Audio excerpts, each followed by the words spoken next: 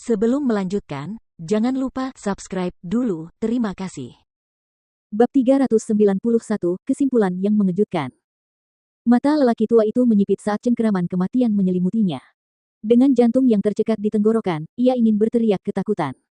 Namun, betapapun ia berusaha, rasanya seperti ada sepasang tangan yang mencengkeram lehernya dengan erat, dan ia bahkan tidak bisa berbisik. Tanpa menyentuh lelaki tua itu, sang kultivator inti emas memindahkan ki spiritual dengan gerakan tangannya. Ki spiritual yang kini terlihat itu melilit erat kepala lelaki tua itu dan dengan bunyi keras yang menusuk tulang, kepala lelaki tua itu hancur seperti melon, membuat otaknya, pecahan tulang, darah, dan helaian rambutnya beterbangan. Lelaki tua lainnya berteriak ngeri, wajahnya kini pucat pasi, saat ia berlari cepat ke depan mencoba melarikan diri dari jangkauan mereka. Sepersekian detik kemudian, ketiga sosok itu sudah muncul di jalannya. Rasa takut dan suram yang membuncah dari hatinya menyebabkan kakinya gemetar dan melemah. Tanpa sadar, ia terbanting ke tanah. Lawan aku. Semakin besar basis kultivasi seseorang, semakin besar pula rasa takutnya terhadap kematian. Mereka berdua telah tumbuh jauh lebih tua daripada pria biasa, dan begitu pula kekuatan dan status mereka telah melampaui kultivator biasa. Dengan kekuatan seperti itu, mereka seharusnya mendapatkan apapun yang mereka inginkan, dan memang, dia masih ingin menikmati rampasannya. Tidak, dia tidak bisa mati. Dia belum siap untuk mati. Nona muda Feng. Kasihanilah aku. Dengan panik menoleh ke belakang, dia melihat Feng Jiu perlahan berjalan pergi, kepalanya tertunduk dengan hikmat.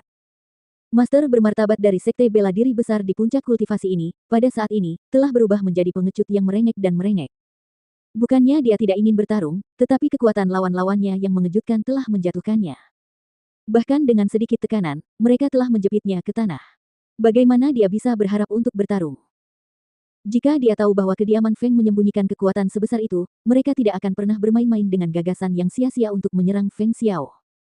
Saat mendapati dirinya sekarang di gerbang dunia bawah, pikirannya yang licik telah mengkristal pada satu gagasan, bagaimana dia bisa lolos dari eksekusi ini.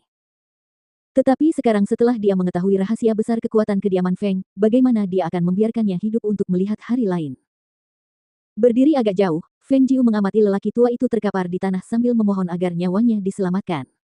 Dengan tatapan dingin, dia berkata, kau diampuni. Jika aku mengampunimu, siapa yang akan mengampuni keluargaku? Jika bukan karena tekad kuat ayahku untuk hidup, dia pasti sudah mati di tanganmu. Katakan padaku, bagaimana mungkin aku bisa mengampunimu? Mendengar ini, hati lelaki tua itu bergetar dan dia memohon, Nona muda Feng. Bukan kami. Jujur saja, bukan kami. Kami hanya mengikuti perintah Murongbo. Kami tidak ingin membunuh Jenderal Feng, jujur saja. Jujur saja, kami tidak ingin. Kami dipaksa.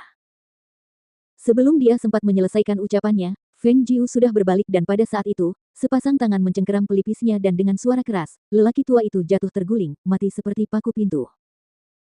Setelah kalian membersihkan mayat-mayat itu, kembalilah ke Peach Blossom Ridge, kata Feng Jiu sambil menunggangi Old White, menggendong Little Ball saat dia berlari kencang kembali menuju kota. Setelah berhari-hari mengembara ke seluruh negeri bersama Old White untuk menjerat mereka dalam perangkapnya dan setelah menghabisi nyawa mereka, besok, dia akhirnya bisa menikmati istirahat yang sangat dibutuhkannya. Melihat Feng Jiu kembali begitu cepat, penjaga itu terkejut. Ia melangkah maju untuk membungkuk dan memberi salam, lalu tersenyum dan berkata, Nona muda, Anda kembali sangat awal hari ini. Dia mengangguk sambil tersenyum sambil meletakkan Little Ball di tanah. Kemudian, dia berkata kepada penjaga, bantu aku menyiapkan sesuatu yang enak untuk Old White dan Little Ball. Baik, Nona. Jangan khawatir, saya akan segera menyiapkan sesuatu, katanya sambil tertawa dan membungkukkan badan sambil menuntun si tua putih dan si kecil bola pergi. Melihat kepergiannya, dia menuju ke halaman utama. Melihat pengawal ayahnya yang setia berdiri tegap di halaman, dia mengangguk kepada mereka dan masuk ke dalam. Jiu kecil, kamu pulang lebih awal hari ini. Tanya ayahnya dengan nada heran sambil menikmati semangkuk bubur obatnya.